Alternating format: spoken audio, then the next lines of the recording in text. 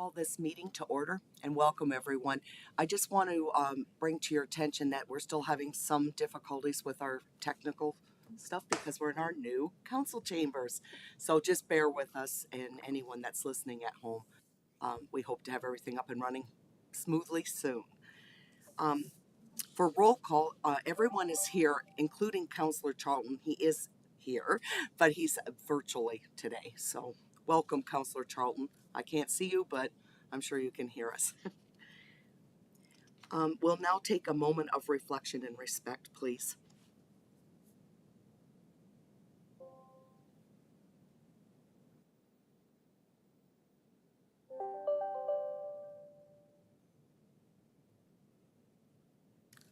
Thank you.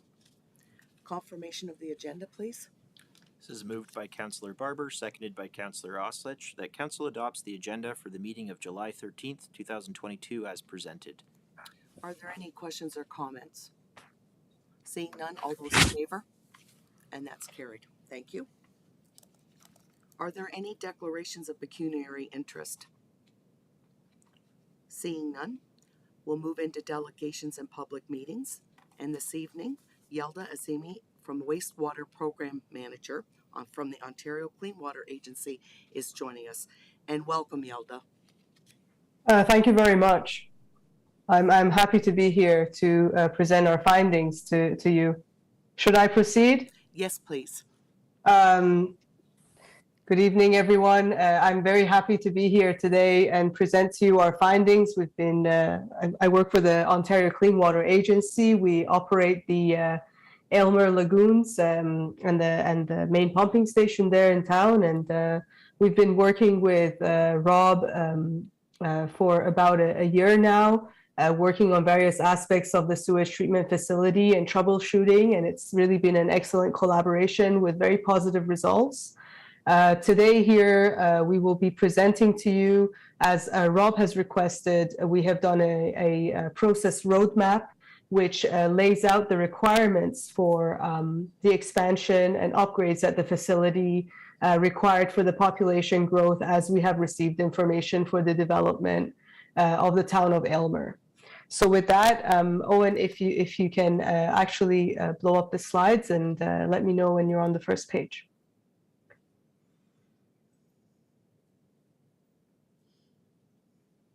Okay, we're on the first page, Yelda. Okay, excellent. So as you see here, I have a number of slides. There's about 18 slides here. I will go through some of the descriptions. Mostly it will be a very high level overview of the extensive analysis that we have actually done per Rob's request. I will highlight some of the positive aspects of things that we've changed at the facility and have improved, and I will point out some of the upgrades that we are recommending through the roadmap analysis that we have actually conducted over the last several months. Slide 2, please. So I'm part of the process optimization and technical services within the Ontario Clean Water Agency. As you may already know, our agency provides services to operate water and wastewater treatment facilities. I'm part of a very small group in the corporate office that provides technical services to troubleshoot operation problems as they come up in the various plants in Ontario. Our group also provides process assessments, valued engineering. We provide pilot and commissioning support where technologies are being tested at the facilities. We provide process expertise, and we support kind of the day-to-day operations as we look at the environmental compliance issues that may arise. We get involved and help operations in that, but also as you see today with the analysis that we have done, we also support the municipalities in terms of the decision-making for capital projects and providing that overview on what the requirements of your facilities are as your population grows, which is what we are going to be presenting today. Next slide, please. So as I have mentioned, we have done a process roadmap here for the town of Aylmer sewage treatment facility. The purpose of a process roadmap is really for us to look at the various processes that are at the facility for treating sewage, and also to look at the the growth in population trends, what is expected, let's say in 2030, how many people is this sewage treatment facility going to be serving, 2030, 35, 40. And then we look at the requirements and see whether the process, how much capacity is available actually matches that population growth. And then in accordance with that, we would group projects and recommend upgrades with timelines to the municipality, which is what we've done here. Next slide, please, slide 4. So this is a description of the facility at Aylmer. As you can see, there are 4 lagoons and there's an intermittent sand filter. So of the 4 lagoons, the first 2 are aerated. So basically air is provided to the bacteria to be able to treat the carbon and ammonia that is received at the facility that comes from human waste, so flushing the toilets and all that. So it all gets treated in the lagoons. And lagoons 3 and 4 are polishing lagoons, so there's no aeration there, but there's again more biological transformation of the contaminants take place in those lagoons. And then the town of Aylmer has some intermittent sand filters, which are actually buried in the ground. They're just sand filters that are buried. And what happens is that these are seasonally used. So only during the summer, during the non-freeze season, they provide additional treatment to the wastewater. And of course, the discharge from Aylmer lagoons goes to Catfish Creek all year round. So the lagoons and sand filters are rated for receiving 6,168 cubes a day.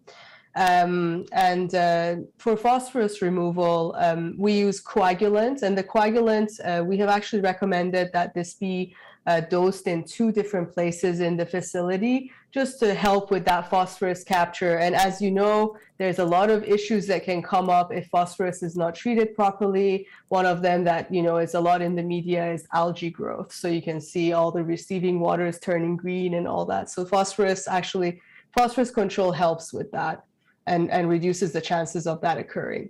Number 5, please. One of the things that is really important and governs really the operation of sewage treatment facilities is the Ministry of Environment, Conservation and Parks, the MECP. They regulate what type of quality the effluent, basically the discharge from the facility should be, what quality of effluent you can discharge. And there are different levels of contaminants that are defined in the documentation that really govern what can be and cannot be discharged from the facility. And at Aylmer, there are actually 2 different scenarios of the discharged contaminant levels. One is when you have direct discharge from the lagoons, which is when the sand filters are not operating. And one is when the sand filters are operating, which is during the summer months. So when we're looking at the facility performance and trying to optimize the performance of the treatment, and also when we look at the required upgrades, we always have to keep an eye on the MECP requirements, the requirements for the discharge, and this is very important. Next slide, please. So what has happened here is, you know, with respect to, we have looked at, you know, several years of data at Aylmer in terms of what the facility is receiving, what the requirements are, and how much each process can actually accommodate in terms of its capacity. So we have started by looking at the main pumping station that is in the town of Aylmer. So basically what we did is we looked at, okay, how many pumps are there? How much is the flow going to increase over the years as population goes up? So we've done some calculations to come up with how many liters does each person in Aylmer discharge into the sewage system. So based on that, we have actually come up with recommendations. Here you can see in this slide 6, we have the main pumping station and force main assessment. So we look at how much can these pumps accommodate and what is the requirement for upgrading them. So based on our assessment, we need 2 new pumps for the main pumping station, and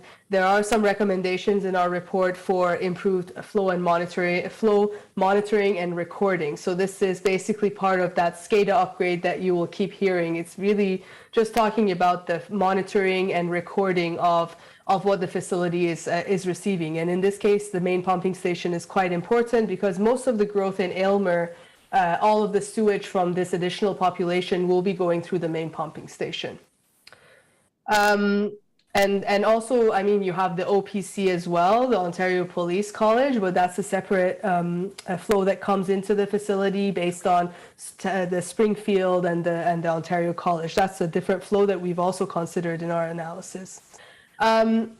Headworks is basically a process at sewage treatment facilities that is really upstream of everything else that happens. It separates the larger solids from the liquid that comes into the facility. And the reason why this process is so important is because if you actually separate a lot of the larger things up front, it puts less pressure on your system downstream. So the town of Aylmer currently, the lagoons don't really have headworks.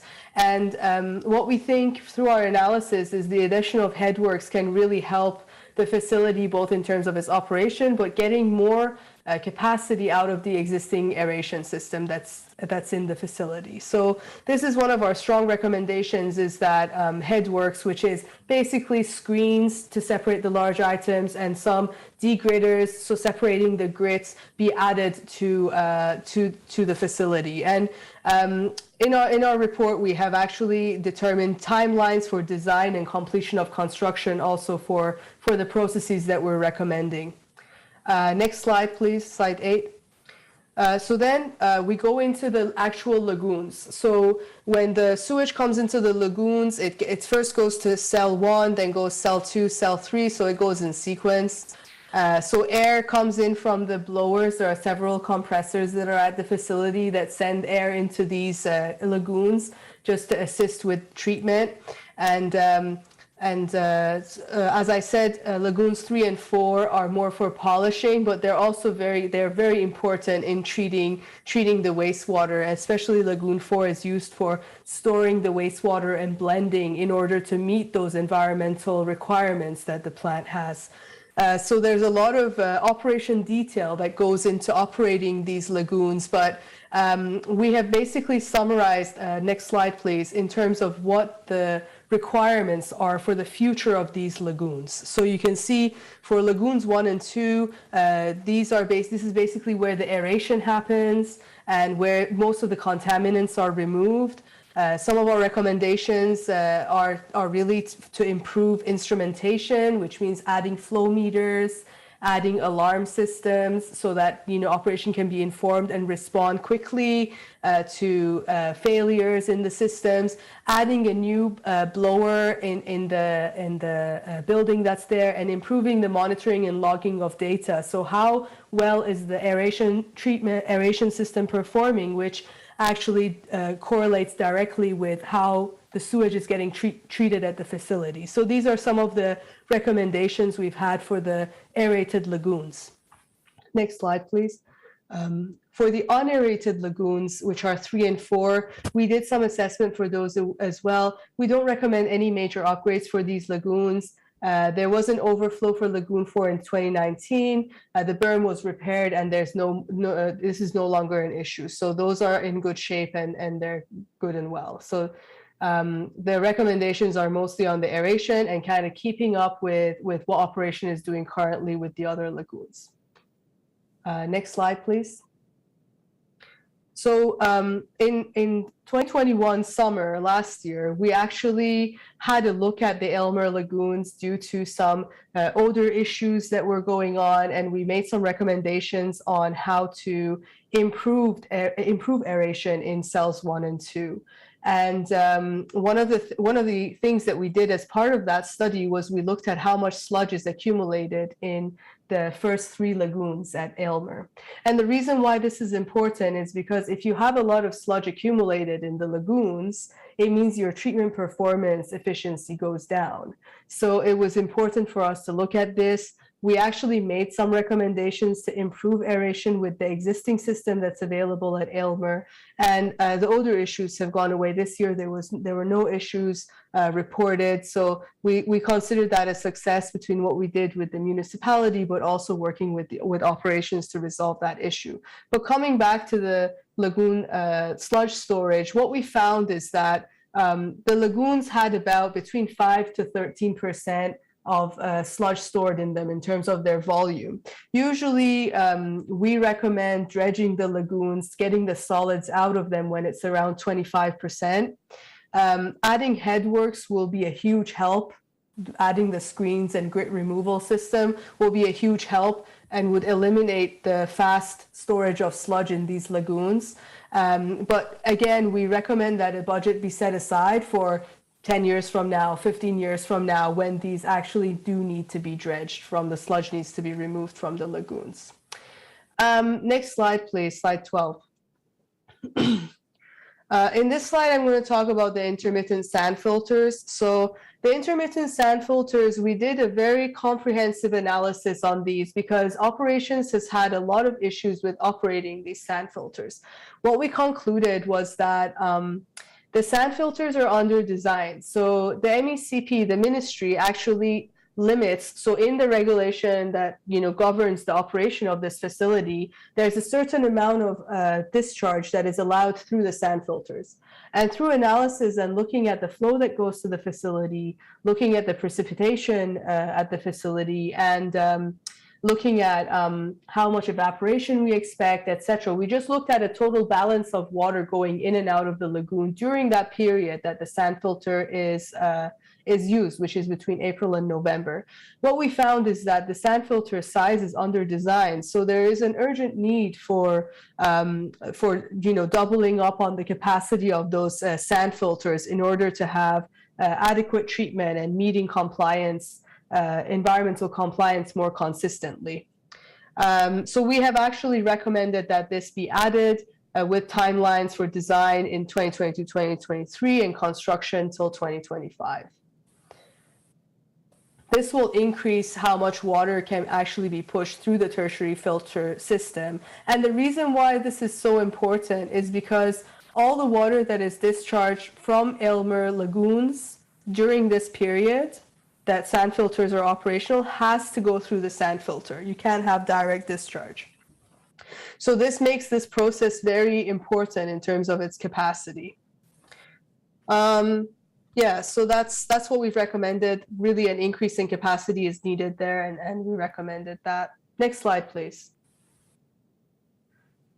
This is for the chemical phosphorus removal. As I mentioned, phosphorus removal is very important, and there's a few reasons. One is, your receiving body will, if it has a lot of phosphorus, you'll have, unwanted aquatic growth, which is the algae and weeds and things like that. On the other hand, so in the lagoon itself, you'll have algae growing if you don't control phosphorus very well. And this leads to clogging the sand filters, lots of operation issues, hydraulic issues, and it's not really good.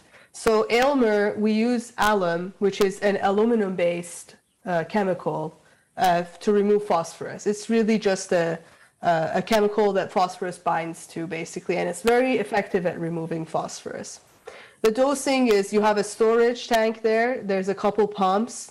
Initially, alum was only discharged to chamber 1, just to single point dosing. We have changed this with operations to actually effectively control phosphorus to double dosing, so dual point dosing. This doesn't mean that the chemical use doubles. It means that we're just being more effective at catching the phosphorus. The chemical use, of course, could increase a little bit, but this doesn't mean that we're doubling chemical use. So since dual dosing has been implemented, there's no algae issues that have been reported this year in the facility. So phosphorus is actually controlled quite effectively this year, basically, because if you think about it, the algae issue is very sensitive in early spring and summer. Because that's when the light is favorable and all that. So if you have good phosphorus amounts as well, then that's when you really get the algae growth. So this has been very successful in terms of the collaboration that we've done with operations and the municipality to get it under control. Our assessment shows that the pumps are okay for accommodating the population growth for controlling phosphorus. However, chemical storage may need to increase, but the timeline for this is around 2030. That really brings me, I tried to really bring it in a nutshell in terms of what I wanted to present to you. So I just have summary of recommendations now. Next slide, please. Slide 14. So I've summarized the recommendations in a few slides, but this is really just repeating what I already said. So one of the major things that we need is the SCADA upgrades. SCADA is just the recording and monitoring of whether this is flow, wastewater flow, whether it's the air flow from the blowers, the pressures, those types of parameters. And we have recommended a bunch of these in our odor control report and also in this process roadmap. Instrumentation and alarms for aeration. This is something also that I mentioned earlier. This is really important in terms of making sure that the aeration is operating optimally, and this also causes, and you can save energy if this is implemented properly. Headworks is a big one. The screening and grit removal. That one can actually help with several things at the facility. It can help with the treatment of carbon, the treatment of ammonia would be more resilient and effective in the lagoons if we actually remove some of the larger stuff up front. But also it can delay some of the upgrades future, for example, the sludge removal from the lagoons can be delayed if we add headworks. And also beginning online flow monitoring, upgrading SCADA, I'm just emphasizing that. Next slide, please, slide 15. There are capital projects that are needed to remove TAN. Sorry, TAN is just ammonia. It's just total ammonia nitrogen. It's just an indication of ammonia at the facility. The reason why ammonia is so bad is that if you discharge ammonia, it can kill the aquatic life. So it's very sensitive, especially with the receiving body that we have here at Aylmer, that the ammonia is treated well. So expansion of the tertiary capacity, which is the sand filters, we have already mentioned this, that because they were under-designed and because we need to be able to push more flow, increasing tertiary treatment will actually help a lot with the ammonia. And also, we have recommended that, closer to 2030, this be again reevaluated, because there are a number of upgrades that we have recommended in the short term, so within the next few years. And then once those are done, we need to wait for a few years, collect data, and reevaluate to see whether anything additional is needed for treating ammonia. So that we're not spending a lot of money right now, and then, actually the first few things that we did had the most impact. So that's why we've staggered the construction and the recommendations in terms of upgrades. Optimizing total phosphorus. The TP is total phosphorus, it's not toilet paper. So total phosphorus treatment, dual dosing, we have been working with this. As I said, it's been quite successful with operations and the municipality. Now we're working on reducing chemical usage. So we have come up with some theoretical numbers for operations to use, but these obviously need to be fine-tuned in the field. And we've recommended that the chemical storage be increased. One alum pump to be added as a standby. So those are kind of the details of that. The main pumping station needs 2 pumps, so that's like a definite thing that is needed, because what we find is even now at higher flows, the pumps don't have enough force, they don't have enough pressure to push the flow through, and this can lead to some unwanted spills and overflows at the main pumping station. So that's also one of the recommendations in this study. Next slide, please, Owen. 16. One of the things that we found as part of this process roadmap was I&I, while there's been a lot of work that has happened at Aylmer to control it, I think we tried to get all the industrial users and dischargers under control, but there was some that we couldn't get in time, and Rob asked us to leave this and this to be further investigated once those numbers are a bit more clarified in terms of the ethanol plant, etc. So this, we presented a method to calculate it and look at it in our report, but we also mentioned that these maybe need to be recalculated with the method that we've presented once the numbers are more clear.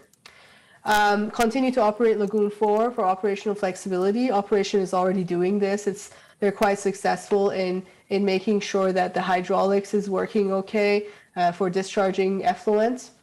For lagoon dredging, as I said, sludge is stored in the lagoons. We have, recommended that some money be put aside every year so that the lagoons, when it's time to empty them, you have enough money to do that. And then reevaluating the flow data. So some of those flow monitoring and recording recommendations that we had earlier would lead to collection of better data for flow, and this is really important when we look at the long-term operation of the facility. So reevaluating that flow data in number of years when you have the data would be very useful. So if you were asleep until this moment, this is when you wake up, because this is the table that summarizes everything I just said. So this these are the required upgrades, all of the required upgrades, and the estimated timelines that we have. So what I've done here is I've actually divided the projects into 3 groups. So group A, these need engineering and design, and I have actually these are the project items that I put in here. So you have the blower upgrades, the air header upgrades. Air header is just, from the blower, there's a pipe that goes to the lagoon. So that's called the air header. So basically upgrades on the pipe, instrumentation and automation. Some automation upgrades are needed. The main pumping station upgrades, which is adding the pumps, adding headworks. You see tertiary treatment expansion, which is a sand filter, and alum pump, just adding 1 pump. So as you see, so that's the first item in group A, the project items.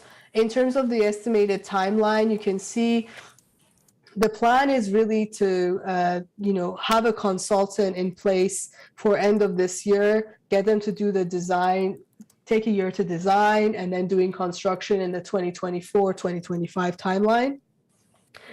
Group B are the projects that we have defined that would be looked at closer to 2030. The reason why we have separated Group B from Group A is because Group A, the completion of Group A projects and a few years of operation after these have been completed gives us information that we need for analysis for the Group B projects to see whether some of the Group B projects need to go forward or you can just not do them. So, so some of these in Group B, you can see we've recommended a flow study because now you actually have flow data. And we will look at TAN, again, it's the total ammonia nitrogen. We'll look at your ammonia levels again, see if, the addition of the sand filter, the addition of headworks has improved the ammonia treatment at the facility and whether anything additional is needed.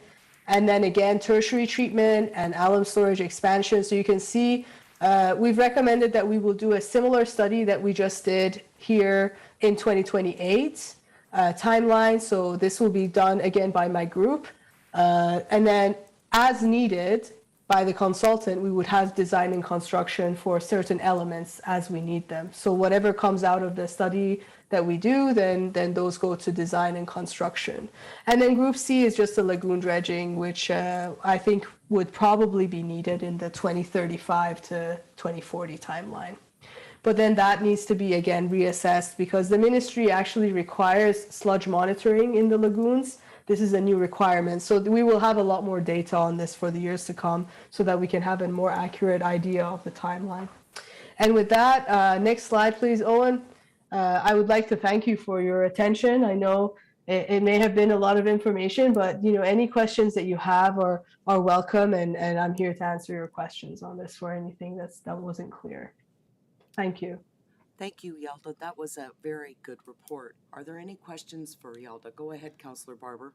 Thank you. Assuming that improvements to the lagoon system have to be approved by the province, is the approval process complex for the at least for the first stage of the project? So the approval, that's a very good question, Councillor. The approval will go, so when the consultant starts to do the design for this, the approval will go basically in terms of the environmental compliance approval, which is a legal document that the plant is operated based on, which actually sets the limits for everything that happens. This is the discharge limit for this parameter. This is the discharge limit for this parameter. Like that's how that document is. So when the design happens, that document opens. So a conversation happens with the ministry. The consultant takes that forward, does the modifications, and then there will be a new compliance that would set the new limits, but it would be reasonable and based on what is achievable with the new system. Thank you. Yeah. Are there any other questions for Yelda? Go ahead, Councillor Oslach. Yes, Your Worship. This is the counselor to Director of Operations. The Township of Malahide came forward with a report just recently for upgrading their water, sewage, and wastewater capacity. If they go ahead with this, the present lagoon system is it sufficient to handle the upgrades if they go ahead with this? Did you Yeah. want the Director of Operations to answer that, Councillor Oslach? Go ahead, Rob. Through your worship to Councillor Oshlak, without having seen the report, I'd be hesitant to comment on anything right now. There's would be a lot in play potentially for an expansion of their system, I believe. So, yes. Any further questions? Okay, seeing none. Thank you very much, Yelda, and have a great evening. Thank you very much for having me. Goodbye. Goodbye. Resolution, please. This is moved by Deputy Mayor Andrews, seconded by Councillor Chapman, that Council receives the delegation from Yelda Azimi of the Ontario Clean Water Agency regarding the Elmer Lagoons roadmap for information. Okay, are there any questions or comments? Seeing none, all those in favor? And that's carried. Thank you. And the next item is Rob's report. This is moved by Councillor Oslach, seconded by Councillor Barber, that report operations 922 entitled Project Update, Lagoon Optimization and Expansion be received for information, and that Council directs staff to proceed with the lagoon optimization, improvements, and expansion projects as outlined in the report in compliance with the town's procurement policies, and further that the CAO be authorized to undertake single source procurement for aeration equipment. Okay, Rob, did you have anything further to add before we vote on this? I'll be quick, Your Worship, if I can. Yelda and her team, as you can tell, were very comprehensive report. I really appreciate that. I also appreciate the fact that they took the time to sort of break it down for me. I had to ask a lot of questions, so it's fairly comprehensive. But for four basic improvements, as air is our biggest tool to fight ammonia, as Yelda has explained, I think we have to do that earlier in the process. We can't leave it till the end in this air in those first two cells. The town has already done that. They bought some years ago a high efficiency blower. We need to get a second one. The council has built that into their budget this year, so that's going to proceed this year. Some of the other things that are going to proceed this year is the securing of an engineer to address those EA changes and the expansion of the sand filters. That could be a lengthy process. We'll probably be back to council later this year with a recommendation to award to an engineer to start that process. Through those improvements, we're likely to take on the SCADA challenges. Those are the computerized, not only can somebody control the stuff at the plant, but right now we've asked Aqua to make a lot of assumptions along the way. So for example, there's no historian. If a pump fails over the weekend, we find out Monday morning, we have to turn it back on, but we can't go back and say, oh look, there was a really high flow event. We don't have that great data that comes with a SCADA. There's no sense in my mind implementing SCADA in advance. You sort of have the equipment and the computer controls sort of all go at once. So the other thing that's in the report is you're not likely to spend all of the money that council has set aside this year. So we're recommending, we know these improvements are coming. Council should set aside anything that's unspent this year to future years. And the other thing is the single source procurement of the blower. We have one blower up there that we've really been happy with. A service contract for a blower is about $5,000. It doesn't make any sense to have multiple blowers and multiple service contracts. We would like to single source to the equipment supplier that we currently have up there. Thank you, Your Worship. Thank you, Rob. Are there any questions for Rob concerning this? Seeing none, all in favor? And that's carried. Thank you. Adoption of council and committee minutes to approve. This is moved by Councillor Chapman, seconded by Councillor Oslach, that council approves the following minutes. Regular virtual meeting of council held on June 15th, 2022, and EECC board meeting held on June 8th, 2022. Okay, are there any questions or concerns? Seeing none, all those in favor? and that's carried. Thank you. Minutes to receive, please. This is moved by Councillor Chapman, seconded by Councillor Ham, that council receives the following minutes. Minutes of Elgin County Council held on June the 8th and May the 24th, and the meeting of Main Street Elmer Business Improvement Area held on May the 19th, 2022. Okay, questions or concerns? Seeing none, all those in favor? And that's carried. Thank you. The next item up is the consent agenda. This is moved by Councillor Barber and seconded by Councillor Oslich that items 7.1 to 7.6 of the July 13th, 2022 consent agenda be received for information with actions to be taken as noted. Okay, are there any questions, concerns with the consent agenda? Councillor Oslach? Yes, Your Worship. 7.1. I have a comment about with bicycles in Elmer. In 2014 and 15, we installed bike racks throughout the core, and Peter has written us, Roger has written us a letter concerning e-bikes and bicycles. Due to the high price of gas, I assume that bigger cities, more bicycles and e-bikes. I know my daughter bought an e-bike to get around Simcoe, and basically maybe we should have staff look at this again and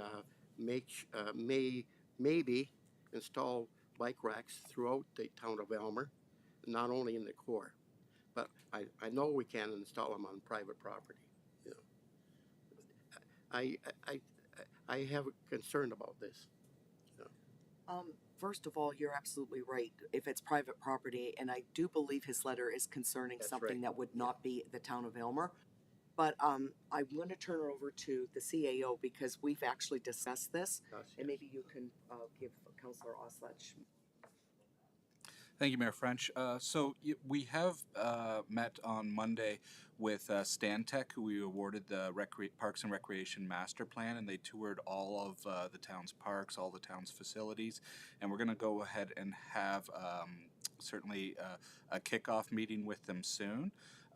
And certainly things like bike racks will be definitely considered as a part of the overall recreation master plan exercise that's going to be going forward. So, And also the garbage recycling containers, we can fix the door latches on them.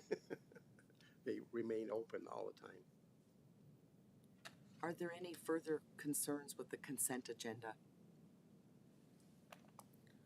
So we're all set to vote on it then?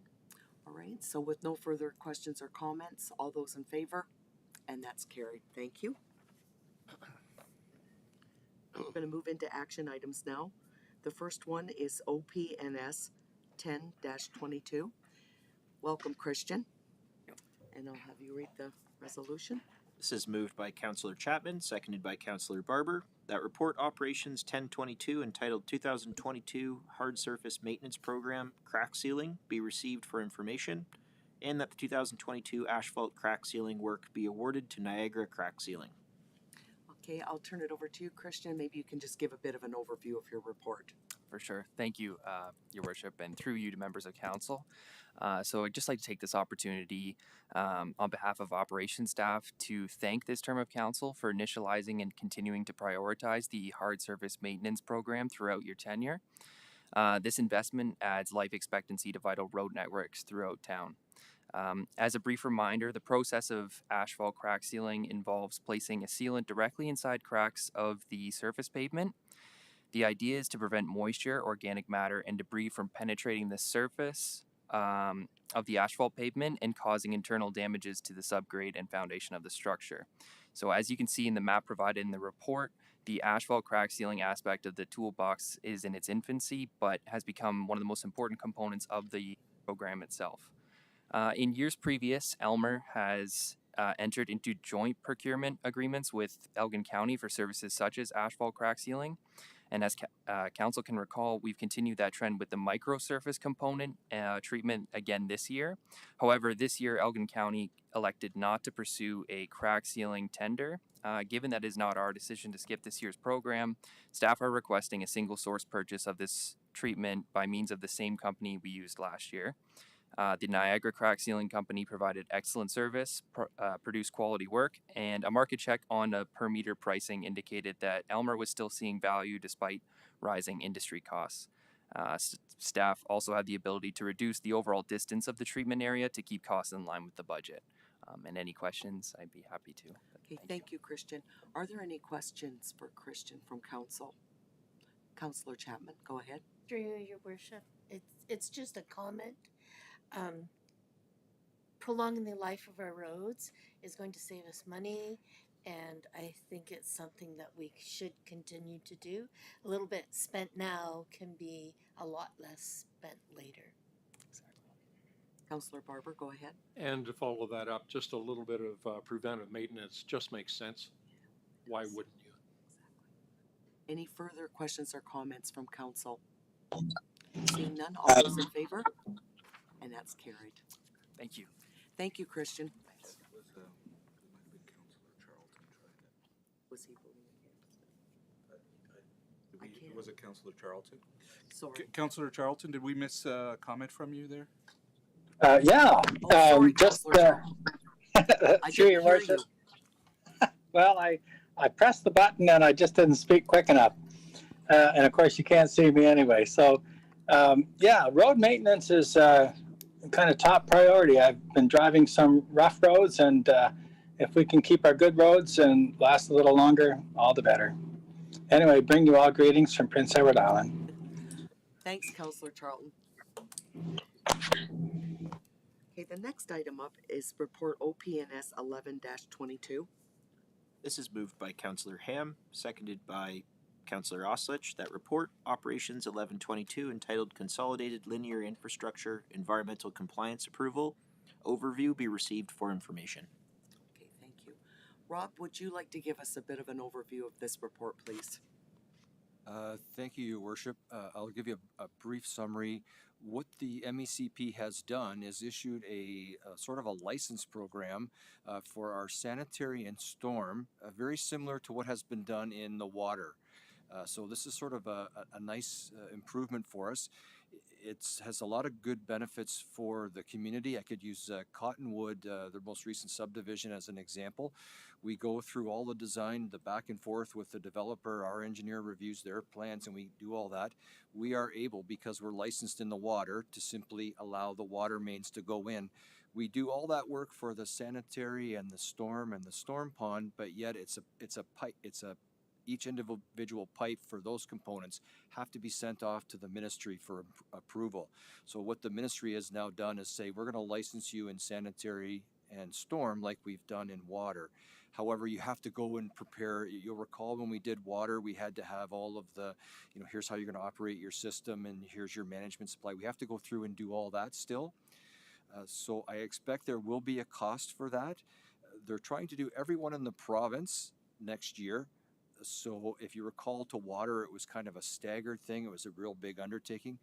I'm thinking because the deadlines are so tight and all of the provinces doing it, that we will be able to share information between municipalities. So I'm hoping the cost won't be as significant to get those licenses as we saw in the water supply, but we're actively pursuing those licenses right now. We've sent in a bunch of material.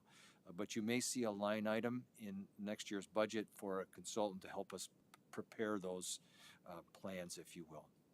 Okay, thank you, Rob. Are there any questions for Rob? Go ahead, Councillor Barber. Thank you to Rob, if I may. Do we have the expertise on staff at the present time that would be able to perform that service?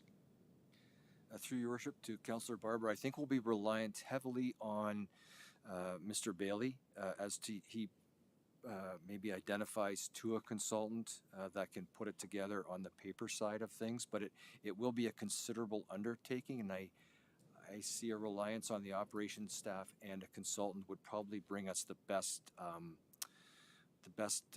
plan in the long run.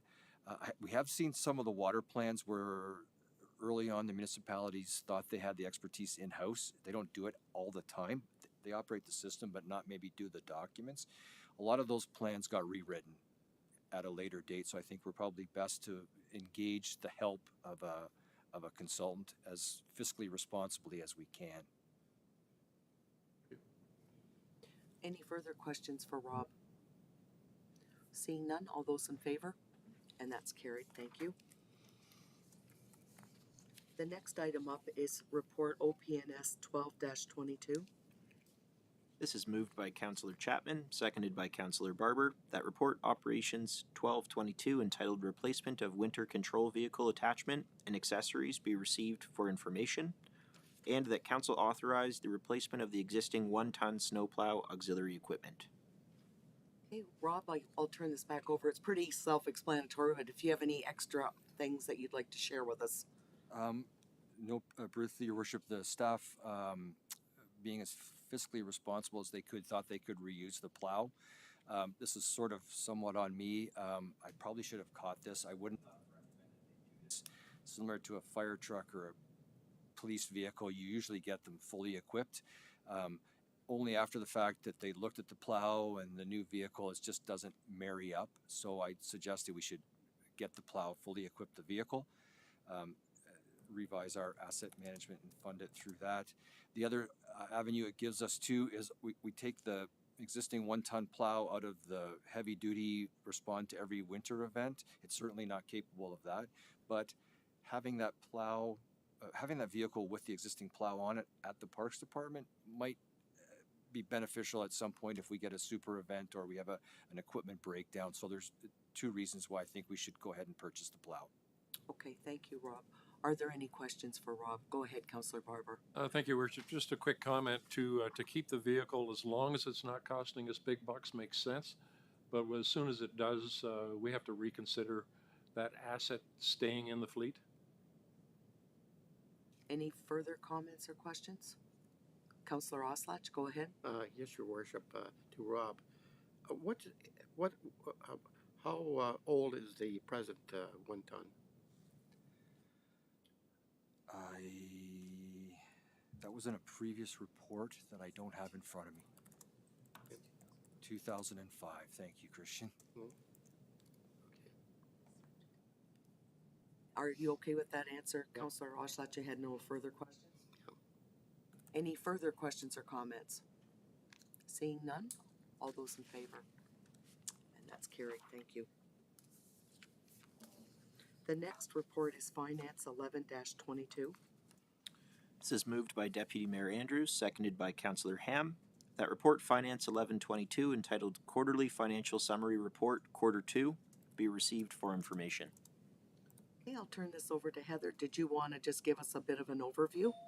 Okay, thank you. Thank you, Your Worship. I didn't have anything specifically alarming in this review. The only thing that we're seeing, obviously, is gas, oil, diesel prices are through the roof. So we're lucky that we have a small fleet, and we're lucky that we don't have a lot of gas-powered, HVAC systems. We're switching some of those things over to electric and that type of thing. So we are identifying some of these out of budget concerns, just basically rebucketing of budgeting. So we're going to be doing that full scrub for 2023. So if you notice any expenses that are you're like, oh, what happened there? It's basically a bucketing thing between departments. We've consolidated a lot of the expenses through Josh and myself and our department instead of spreading the IT stuff all over the place, with Owen managing a lot of that now. So you'll notice some of those numbers may be overall fine, but out of whack departmentally. But I have no concerns at this point. A lot of the capital and discretionary projects will be coming to completion in the next quarter, so you'll see a lot of those reports being filled out. That's the only thing to note. Thank you, Heather. Yep. Are there any questions for Heather? All those in favor? And that's carried. Thank you. The next item up is the report clerk 31-22. This is moved by Councillor Barber, seconded by Councillor Ham. That report, Clerk 3122, entitled Naming of Industrial Park, Future Employment Lands, be received for information, and that Council authorizes the name AIM Park, Elmer Industrial Manufacturing Park, for the future employment lands. Okay, and did you want to just give a quick overview, Josh, please? Certainly. It's pretty self-explanatory, but Through your worship, as this project progresses, and it is progressing well, Naming the industrial park really will assist with marketing the lands to future tenants who are already demonstrating significant interest in those parcels. So really what we're hoping for is to prevent confusion with other adjacent lands, with other industrial parks in town, and ultimately to help the town appointed realtor with their future marketing of those lands. So we're recommending that council consider naming the industrial lands AIM Park, which, as I said, is an acronym for Elmer Industrial Manufacturing.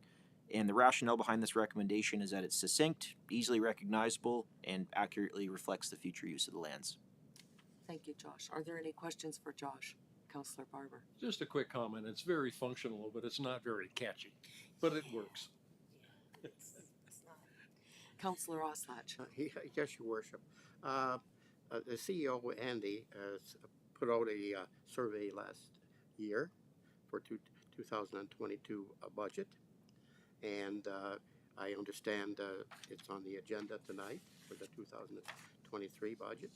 I was wondering to get the town of Elmer, the people in the town of Elmer involved, we add a line to the naming of the park.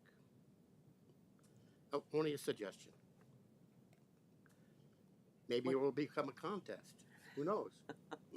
What do other councillors think about that idea? Any comments? Go ahead, Councillor Through Chapman. you, Your Worship. I'm like Pete. I'm not crazy about the name. It's practical, but it doesn't. It just it's ordinary, plain. So I kind of like the idea of the survey. I just don't know about the time factor. So that's Deputy Mayor Andrews. Thank you, through your worship. I like it. It's simple. It encompasses the industrial part. It encompasses the manufacturing part, and it has our name in the beginning. So, AIM Park. I think let's keep it simple. And in the timing factor, like Councillor Chapman had just mentioned, we probably need to get on this right away with its naming. So I would be in complete favor of leaving as is. Councillor Oslach. Yes, Your Worship. It doesn't have any finesse, basically. I would like to see the people in the town of Elmer get involved in the naming of the park. That's my opinion. Well, typically, I wouldn't think industrial parks really have finesse. Yeah. They're But the name AIM has not. actually, I like AIM because Elmer's aiming high. Yeah. Like I think we've done a great job with what we're doing with our industrial endeavors, our commercial endeavors, everything we've been doing in town, and I'd say we aim high here. So I think Josh has a comment. You had your hand up. Sorry, I missed that before. Through your worship, I was just going to mention that there isn't a tremendous rush. Really, what we're doing is just trying to prepare ourselves as the park does sort of meet these milestones. We're very much on pace with the project schedule that we had received from the engineer previously. So we're just trying to be proactive. I wouldn't say that there's any urgent need to name the park this evening. But that said, we did make the recommendation, sort of just understanding that we're in the summer council meeting schedule. So yeah, really prerogative of council, and that's all I have to add there. Okay, I believe Councillor Chapman and then Councillor Oslach. through you, Your Worship. The Elmer Industrial Manufacturing part, but then when you put park on the end of it, I know that there's industrial parks and stuff. Is there another word that we could use? Could we call it Elmer Industrial Manufacturing Place, and like a different word to make that in itself more appealing instead of just like AIM? Councillor Oslach, go ahead. Well, AIM has no finesse as far as I'm concerned. But I would like to see the people of Elmer name the park. I don't know. That's my ideas, my suggestion. I'm going to make a suggestion because Councillor Charlton's not here. I know he's virtual, but it's kind of hard for him to hear everything. How about, this is just my suggestion, let's defer this till the next meeting, and let's have think about it. Let's think about some ideas and talk. Some residents of Aylmer. We see lots of residents all the time. Let's talk to different people, and when Councillor Charlton's back, so that he can have a better chance to give his opinions. Does that sound fair to everyone at council here, if we just defer it? And Through your worship, this is Councillor Charlton here. I would concur with Deputy Mayor Andrews. I think it's a good, simple name, and let's get it done and move forward. Thank you. Okay, thanks, Councillor Charlton. I wasn't sure if I was trying to give you that opportunity, but since you like that name, I guess you've given us your opinion, so I appreciate that. So, I guess, if it assists to Mayor French, just the idea of putting it out to a survey as well, I think certainly an interesting idea. The way that's usually most effective is if we develop 3 names ourselves, because certainly we aren't looking to, more so now than ever, we really aren't looking to name this after an individual. Even recently, you've seen posthumous namings have gone wrong in some areas, so we would want to avoid that. So those are kind of the criteria if you're talking to the public before the next meeting and trying to select a few names to come back here and say, these are the names we want the community to kind of weigh, if that assists. Councillor Oslach? Yes, Your Worship. I agree with Andy. Basically, we select 3 names, put on the survey, and have the people of Elmer select a name. Okay, so we do have to deal with this resolution. Yeah. That's right now. Josh, do you have any suggestions? Certainly, through your worship, the option to defer with the permission of the mover and the seconder is certainly feasible. I mean, staff could come back with a follow-up report with some further information, perhaps seeking direction at that point to proceed with a survey. We would really just need permission from the mover and seconder, which is Councillor Barber and Councillor Ham, to take that action on this motion for us. Or are we prepared to vote tonight? Or what do we want to do? I prefer deferred. So it's on the floor that what Josh has read. So do you want to read it again, just so everybody's clear that this is what we're talking about right now? So the motion as moved and seconded by Councillor Barber and Councillor Ham is that Report Clerk 3122 entitled Naming of the Industrial Park Future Employment Lands be received for information, and that Council authorizes the name AIM Park, Elmer Industrial Manufacturing Park, for the future employment lands. Okay, so do you want to vote on that and then we'll go from there? Or do you want to defer it? Because As Councillor the mover, Barber I and would, Councillor... I would call it to a vote. Okay, and you're okay with that too? Okay, so we'll have the vote. So Councillor Charlton, we're going to be voting now. Yes, that's fine. Okay, all those in favor? And are you in favor, Councillor Charlton? Yes, I am, Mayor Okay. French. Thank you. Then that's carried. Okay, thank you. The next item is Clerk 35-22. This is moved by Deputy Mayor Andrews and seconded by Councillor Oslach, and it's that Report Clerk 3522 entitled 2021 Reserve for Building Permit Fees be received for information. Okay, I'll turn that back over to you, Josh. Certainly, through your worship. So Section 7 of the Ontario Building Code Act requires that permit fees are established in a way that they don't exceed the anticipated reasonable costs of the department. So what that results in is the treasurer and the chief building official, Tyler, who's in attendance this evening, and I'm sort of managing that budget, referring to those fees and making sure that we're on track. We did experience a modest surplus in 2021 following a deficit in 2020. And as we had stated before, that deficit in 2021 had to do with the onset of the COVID-19 pandemic. And just finally, I'm happy to note that we're on track to experience another modest surplus for the year 2022. Thanks, Josh. Are there any questions for Josh? Seeing none, all those in favor? And that's carried. Thank you. The next report is Clerk 36-22. This is moved by Councillor Chapman, seconded by Councillor Barber. That Report Corp 3622 entitled Building Permit Statistics 2021 be received for information. Okay, and I'll turn it back over to you again, Josh, please. Certainly, through your worship and 2 members of council. So following a decrease in permit activity for 2020 as a result of the COVID-19 pandemic, permit activity rebounded substantially in 2021, and that was far exceeding record reported annual values.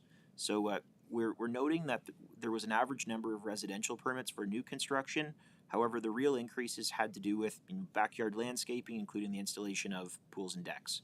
So staff are also noting that we're experiencing an increase in permits for residential conversions to multi-unit dwellings and in other types of residential infill. So that could be severances leading to semi-detached homes.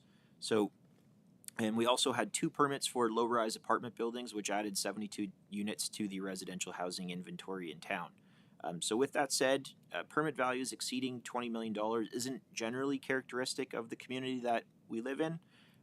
However, it can be anticipated that a lot of the influx in residential development that we are experiencing right now will lead to high permit statistics in the years to come. So yeah, as I said, this really, $29 million isn't characteristic of Elmer, but with the development that's currently underway, we're anticipating higher than average permit values for 2022 and 2023. Thank you, Josh.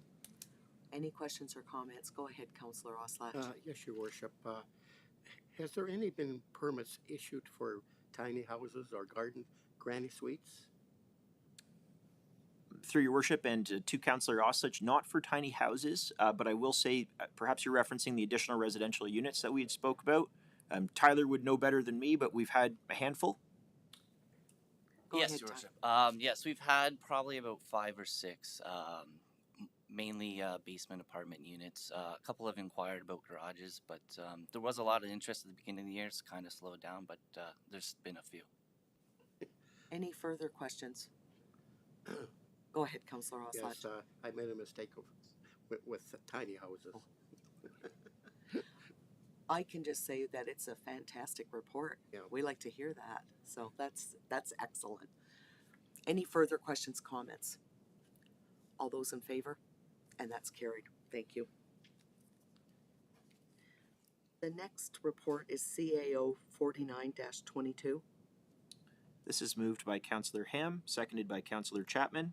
That report CAO 4922 entitled Warming and Cooling Center Policy be received for information, and that Council approve the adoption of the Warming and Cooling Center Policy, and that Council request increase federal and provincial funding for health units to develop uniform and comprehensive local responses to extreme heat and cold events, and further that a copy of this resolution be sent to the Minister of Environment and Climate Change, Minister of Health Canada, Minister of Natural Resources and Forestry Ontario, Ontario Minister of Health, Ontario Municipalities, and the Southwestern Public Health Unit. Okay, thank you. I'll turn it over to you, Andy, if you want to give us a bit more information. Thank you, Mayor French. This report is to introduce the town's first formal heating and cooling policy. Staff are also hopeful that council will be supportive of us undertaking some advocacy upon this issue. Specifically, we want to ask for the inclusion of home visits and some type of tracking program to deal specifically with extreme heat events. I think the reports from the BC Heat Dome incident of 2021 really show us that if your policy is just considering heating and cooling centers, you're missing a lot of people out there. There are a lot of vulnerable populations that really need people checking in on them in the home, and that is very far beyond our means as a municipality.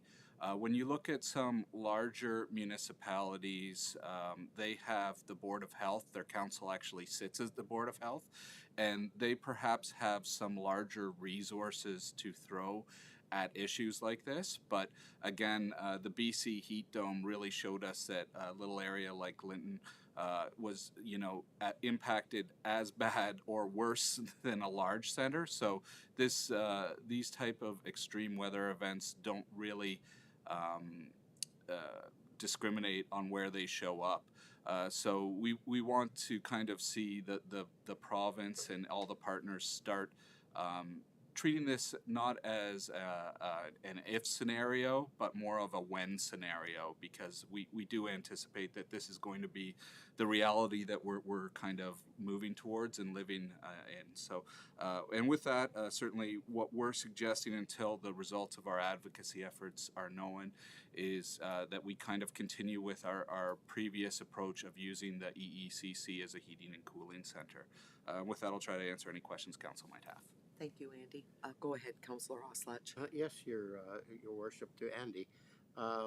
The complex is a warming and cooling center for the town of Elmer. Is it for township of Malahide also? I believe they don't utilize it for that. I believe they utilize another center. Okay. Yeah. They utilize Malahide Place in Springfield. I believe basically. so. Yeah. Yeah. Are there any further questions? Go ahead, Deputy Mayor Andrews. Through you, Your Worship, just a comment more than anything. I'm happy to see that the town is taking steps in advocacy for this. I think it's really important. You know, as a town, we're small knit, and I think it's important that, you know, you check on your neighbors, you make sure that your neighbors are doing well. Most people know who their neighbors are, and if there is someone that you're concerned about, to please check on them. But, you know, that being said, it should not also be on the shoulders of the residents either. It should be, I guess, a town approach, a larger approach from our health unit. So I'm really happy to see this report come through. So it's great. Really good. Thank you. Councillor Chapman. Yeah, through you, Your Worship. I, like Sherry, I think it's a fantastic idea. The concern that I have is getting the word out there. We need to make sure that the vulnerable people do know that it's accessible to them, and it is a distance to get to the complex. So maybe we should consider a way to get them there. You know, it's one thing to know that it exists, but if you have an elderly person with no air conditioning and they can't walk there, how are we going to get them there? So that's something that we should consider. The same in the winter months. It could be extreme cold and they have no heat, but it's too cold for them to walk to the center. So I think that that's something that we should look into. Well, I don't know how, but I just think that it should be made I think aware. you've got a point there, and I can honestly tell you that most of the calls I do get a lot of calls and inquiries that about this particular item. People are concerned about it, and Andy's been great because between him and I trying to respond to people because they're very concerned, and they have a right to be. So this is important, and I'm very happy that our staff have worked so hard to get this policy in place. And this is the first step, and I believe that now that we've started here, we can build on that. And I believe in the advocacy too. We really need to be doing that because we're a small town. It's hard for us to, as Andy said, to do all these things that larger centers don't have a problem doing. And the one thing I've been advising people that call me that are desperate and they can't get to the complex, I always suggest to them, you know, go to downtown if they're near downtown, pop into one of the restaurants or something so that at least they've got a place to either be warm in the winter or if it's really extremely warm, they can go and cool off. But during COVID, it was not good. I had a lot of calls. People were desperate because the stores weren't open, the restaurants weren't open at some of the points, and it was very upsetting to me that I couldn't help any people. Like the people were desperate and I couldn't help them. So I'm really pleased. Thank you, Andy, for bringing that forward, and at least we're getting started on it. Are there any other comments or questions? Councillor Oslach, go ahead. Yes, only one comment. Because of Roger's internet failure last Friday, 911 and was inoperable, and you can't get an ambulance or police in Elmer, and we should do something about that too. Maybe. Do you have any comments about that? Through you, Chair French. Yeah, so I believe that the CRTC is going to take some steps upon that, and so hopefully it will. But I'm hopeful that, you know, our advocacy efforts on this can hopefully lead to some broader list or inventory of those who are vulnerable and in their homes. Because when the BC Heat Dome came over, they had tons of cooling stations in Vancouver, but people still died in isolation in their homes because they just didn't get to them. And like you say, the transportation network needs to be there. We need to identify where these people live and who can be helping them. And when I hear things, I'm very much like Mary, when I hear people on the radio saying, be sure to check in on somebody if you know they are. Well, volunteerism is just declining so much that we really can't rely on. You'd love to rely on those community networks, but there are people out there who don't have anybody. So. Any further comments or questions? Through your worship, Councillor Charlton here. Go ahead, Councillor Charlton. Yeah, I think it's great that we've got a policy. That's a great starting point, and that there's a lot of thinking that has to go into it. But at the same time, it's nice to know that our community won't leave these people high and dry, even if we have to hire Councillor Barber to drive a school bus around town picking people up and taking them to the arena and passing out bottled water. So I know you can't always leave these people on their own, and I know that the town wouldn't leave them behind. So thank you. Thank you, Councillor Charlton. Okay, so I guess there's no further comments. All those in favor? And that's carried. Thank you. The next item is CAO 5022. This is moved by Councillor Barber, seconded by Councillor Oslich. That report CAO 5022 entitled Proposed Position Reclassification be received for information, and that Council approve the repurposing of the planning technician role as the Associate Director of Infrastructure and Operations as outlined in the report CAO 5022. Okay, thank you, Josh. I'll turn it over to you, Andy. Thank you, Mayor French. So this report relates to a position that Council approved in 2021 and that staff have been unable to fill despite revising the position once previously. The proposal before Council is to proceed to post this as an Associate Director's position, so it's kind of moving up in ranking with a broad salary range of between $92,000 to $118,000. The intent here is to only compensate towards the upper end if we're able to find the exact candidate that we're looking for, somebody with a professional engineering and relevant experience.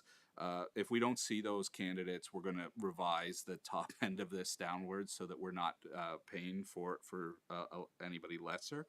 The position will report directly to my position for at least the first year, and that's really to allow them to assist in addressing interdepartmental things like the asset management plan and engineering development review. So when we set up those new internal processes, then it will be easier to kind of see if it still fits underneath me or should go underneath Director of Operations.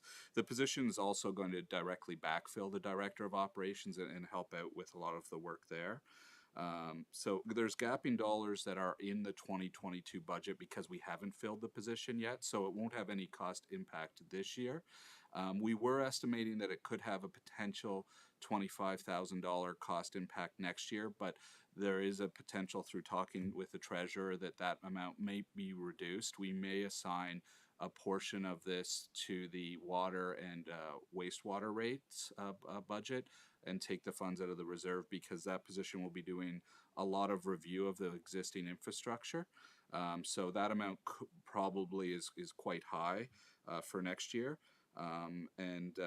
Yeah, there is a potential that council will be in a lame duck scenario by the time the recruitment does. So normally we would bring that higher before council, but that I wanted to make sure council was aware that I would likely have to enact the decision of the hiring committee myself. And with that, I'll answer any questions that council might have.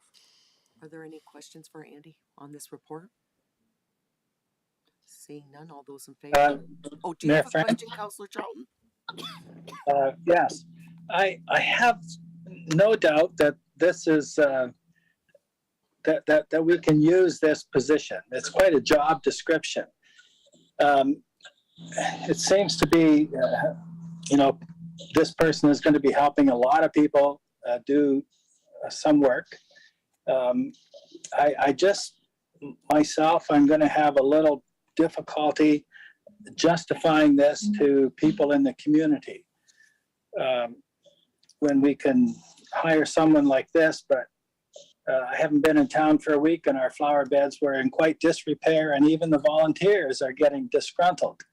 So whatever this person would do, I would think that maybe we would have to outsource some of it. So it would be better to do it within. But I just have a little trouble with that. That's all. Thank you. So if I get you right, Councillor Charlton, are you concerned about the wage part of it? No, not the wage at all. Just the work that needs to be done. And I'm not just sure. Like I read the job description and it's quite detailed and quite involved.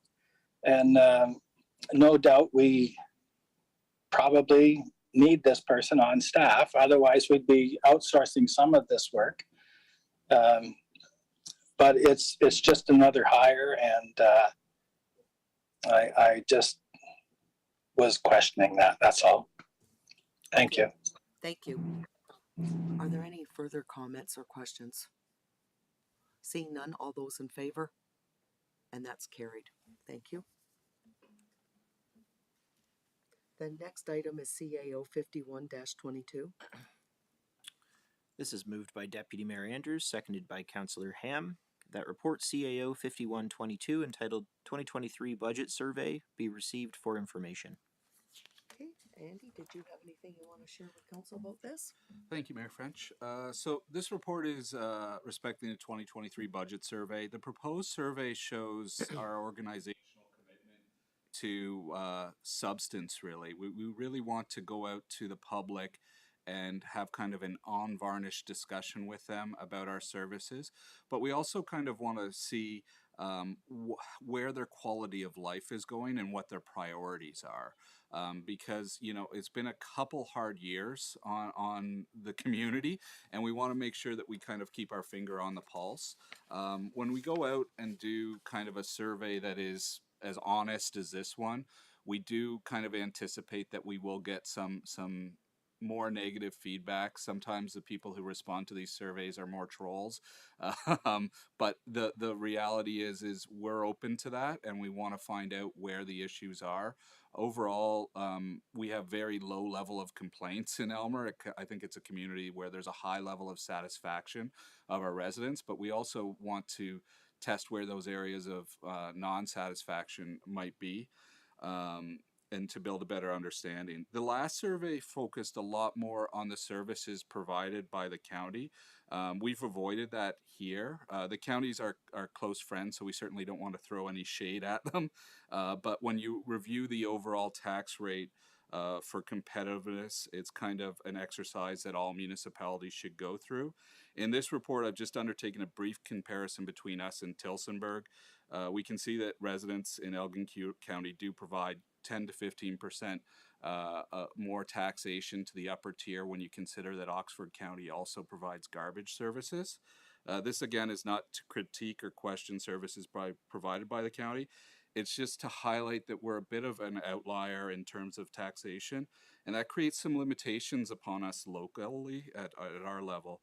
Staff do see some significant pressures here locally due to our low household incomes and the current potential undervalue of the CVA for homes. So when the MPAC 2024, we believe the reassessment will occur in 2024, we could have a lot more dramatic impacts for our residents.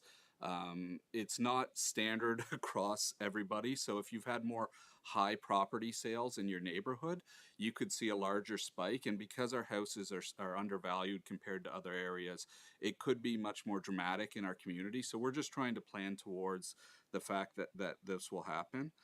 The broad issue of affordability and taxation is one that staff anticipate will take multiple years of advocation to kind of get to.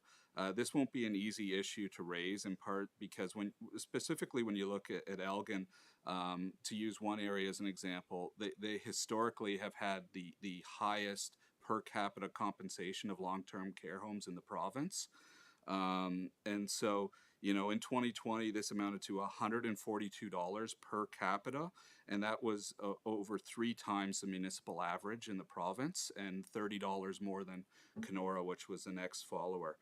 So there's a need to raise these issues in a manner that's respectful, but also advances the issue that affordability impacts all our populations and residents, the vulnerable populations, including seniors who live in homes that are on fixed incomes. So the approach of kind of reviewing the aggregated quantitative data from financial information reports assists us in focusing these concerns.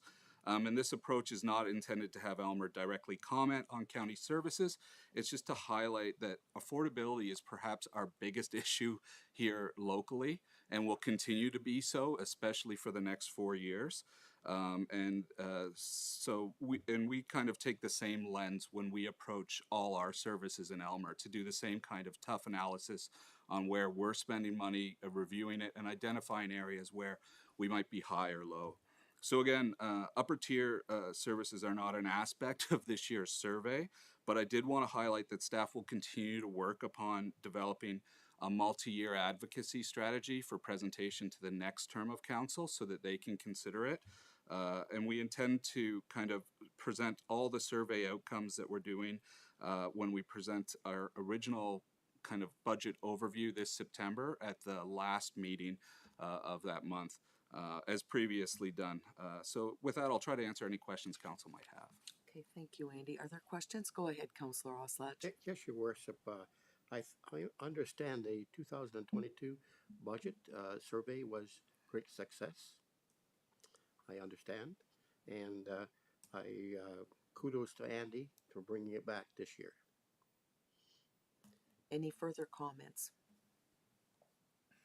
Okay, seeing none, all those in favor? And that's carried. Thank you. The next item is CAO 52-22. This is moved by Deputy Mayor Andrews and seconded by Councillor Barber. That report CAO 5222 entitled Bridge Payment Policy be received for information and that council adopt the bridge payment policy as presented. Okay, thank you, Josh. I'll hand it over to you again, Andy, please. Thank you, Mayor French. Just very briefly for council, this isn't actually introducing new policy components. What we had before was different aspects of this policy in different places. So it's combining them into one policy so that it's a bit easier for our staff to understand, especially when they're taking sick leave. The essential component of this policy is outlining where your short-term disability leave ends, and that you won't be compensated beyond that, and so that we can provide to staff.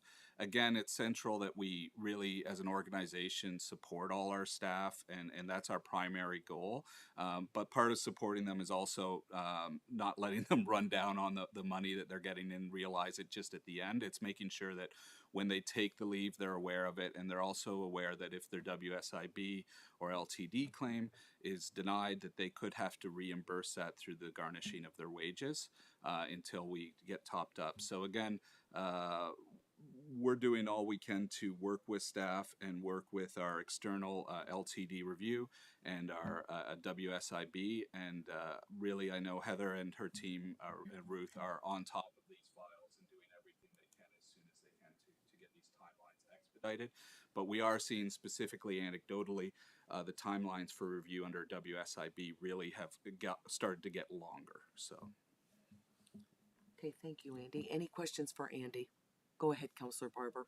Just a quick comment, Your Worship. Consistency and fairness seem to be the backbone of this particular policy, and it's good to see that we're working toward that. Exactly. Any further comments or questions? Seeing none, all those in favor? And that's carried. Thank you. The next item up is CAO 5322. This is moved by Councillor Barber, seconded by Councillor Ham.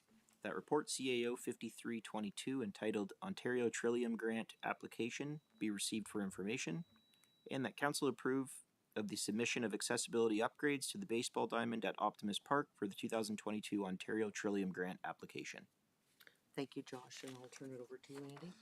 Thank you, Mayor French. This report outlines the Trillium grant proposal that our staff are hoping to submit.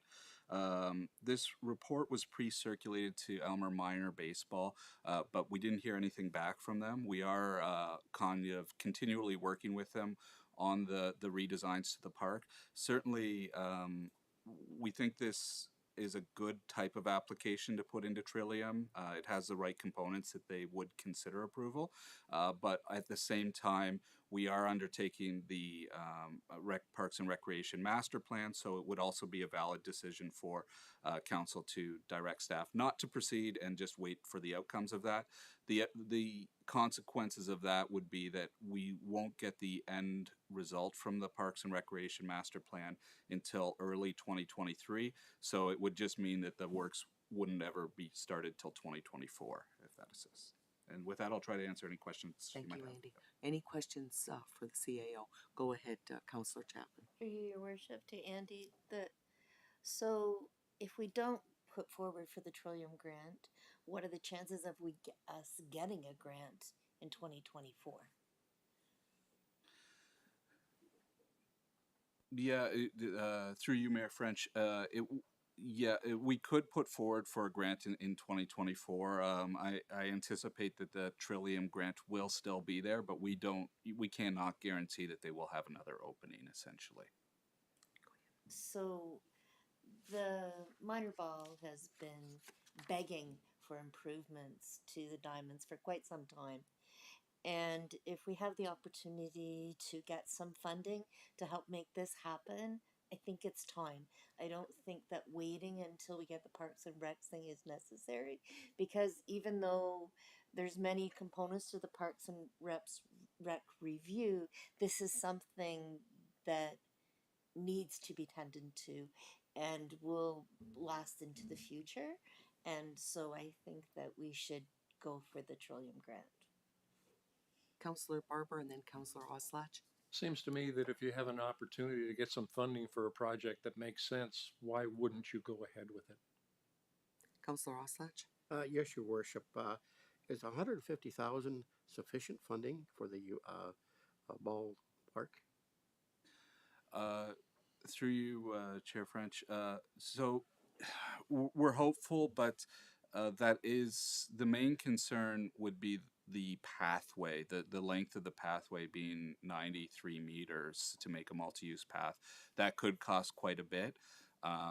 If we did get into a situation and get the work done and get the full costing and it was short, we would present that to the next term of council for final decision. Any further questions or comments? All those in favor? And that's carried. Thank you. New business and matters of urgency.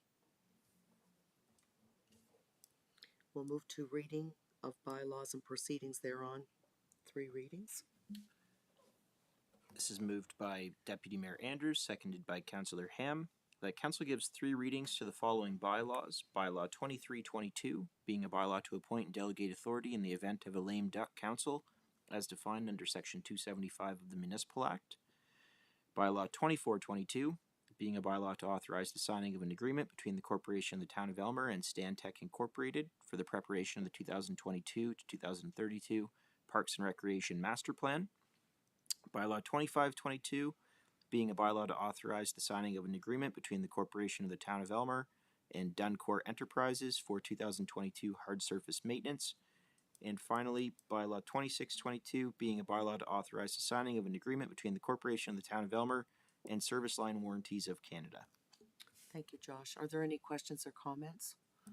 Seeing none, all those in favor? And that's carried. Thank you. The next item up, are there any inquiries by members? Go ahead, Councillor Barber. Thank you, Worship. To Rob, when we were renewing awarding the garbage contract, we talked about the possibility of organic recycling. We're a year or so into that. Where is the project now? Does it make any more sense than it did before? Through your worship to Councillor Barber, the organics has sort of hit the back burner given all that is going on with the recycling currently in the field, as council is aware. Next year at this time, July 1st, 2023, the recycling goes to full producer responsibility. So the producers will be responsible for collection of all the recycling materials or taking them back. How that is to unfold right now is sort of up in the air. There's been a number of organizations. Staff are sort of monitoring that very closely and how it impacts our collection stream. So I would have to say that the organics have taken a back burner to those. I would say that probably late in 2023, after the dust settles on recycling, and to see if there's capacity in our community for more additional changes, we'd probably bring it forth to council there to decide what they wanted to do with the organics. Thank you. Are there any further inquiries? Go ahead, Councillor Oslach. Yes, Your Worship. I understand the City of London is forging ahead for organics, recycling, and we partnered with them on the MRF. Maybe we can partner with them on the organics. Well, if I'm not mistaken, I believe that was something we brought up a couple of years ago. I mean, things have kind of stalled because of COVID and everything, but I believe that we were working with the City of London on some of these items, if I'm not mistaken. Is that correct, Rob? Through your worship, yeah, I think they'll be the lead in our area, as Councillor Oshkosh has suggested, that they were the driving force with the recycling, and I could see them being the driving force with the organic stream as well. Okay, thanks, Rob. And if it assists as well, LAS is working with London, Middlesex, and we are at the table about that, because they want to not only do organics, but they want to use it for biogeneration. So they do need, for the biogeneration to meet a certain standard, they need a certain amount of waste, and it could be that although we're a small provider, we might be able to partner with them for that. Thanks, Andy. Did you have a comment? Just a comment, Your Worship. I think the City of London has pushed back their organic program. The capital cost for the equipment and the equipment itself, costs are rising, and they can't get the equipment anyway. So they pushed it back at least a year. So it's somewhere down the road. Yeah. Okay, is there any more inquiries by members? Okay. Statements and committee reports. Go ahead, Deputy Mayor Andrews. Thank you. Through your worship, as chair of the Police Services Board, I just wanted to make a formal announcement that our Deputy Chief, Nick Novicic, has given his intent to resign. So we just want to express, just how much of a contribution he made to the force in the time that he's been here. He'll be sorely missed. And we're very proud to see him move along and further his career in the place where he started, which is the Woodstock Police Services. So they're lucky to have him, and we're sad to lose him.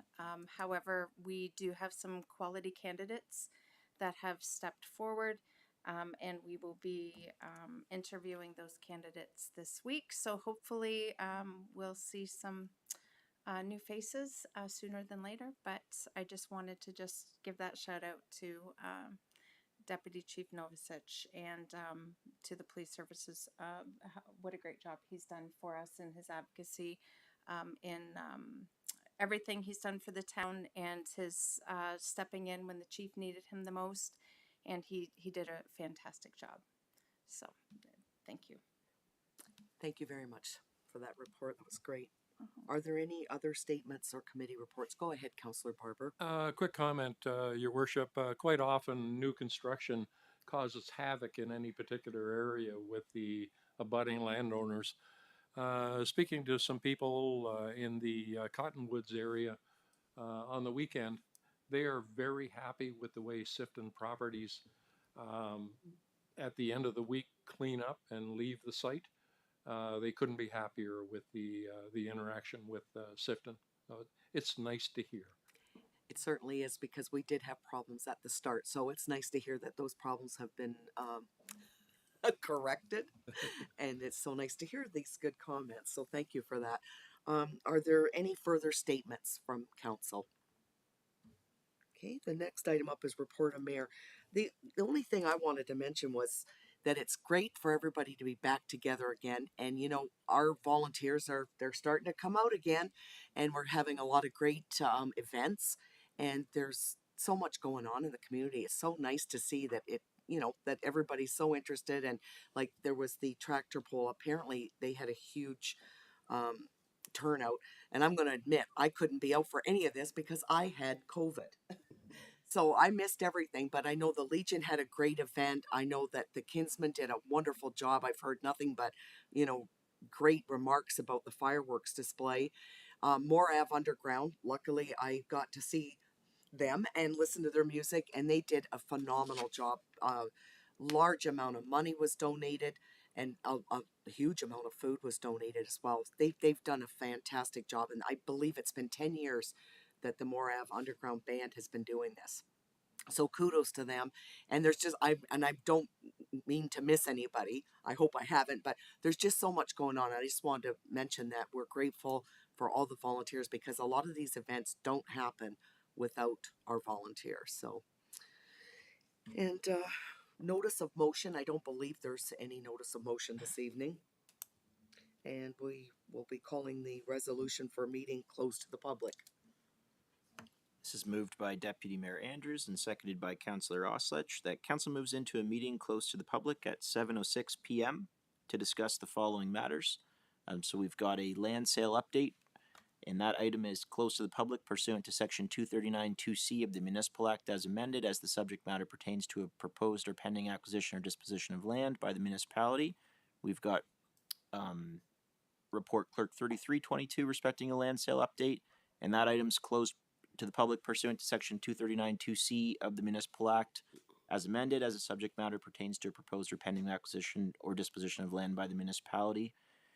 We've got Report Clerk 3722 respecting a bylaw services update, and that item is closed to the public pursuant to Section 239(2)(b), E, and K of the Municipal Act as amended, as the subject matter pertains to personal matters about an identifiable individual, including municipal or local board employees, litigation or potential litigation, including matters before administrative tribunals affecting the municipality or local board, and finally to a position, plan, procedure, criteria, or instruction to be applied to any negotiations carried on or to be carried on by and behalf of the municipality or local board. And finally, Report Finance 1022 respecting an employee-related matter, and that item is closed to the public pursuant to Section 239(2)(d) of the Municipal Act, as the subject matter pertains to labor relations or employee negotiations.